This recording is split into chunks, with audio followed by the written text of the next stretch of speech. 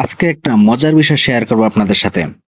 তো এক ভাই কক্সবাজারে গিয়েছিল ফ্যামিলি বিষয় 3 দিনের ট্যুরে বেড়াতে। তারপরে যা ইতিহাস ঘটলো চলুন সবাই মিলে দেখে আসি।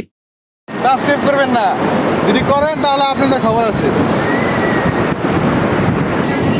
কক্সবাজার এসে ভাইটি খুব বিপদে আছে, কারণ হচ্ছে এই যে দেখতে পাচ্ছেন ব্যাগ নিয়ে ব্যাগ নিয়ে তার ঘোরার শখ মিটে গেছে আসলে। আমাকে সে দিয়েছে দুইটা ব্যাগ, সে খুব বিপদে আছে। বল্টু আর আরেক বল্টু।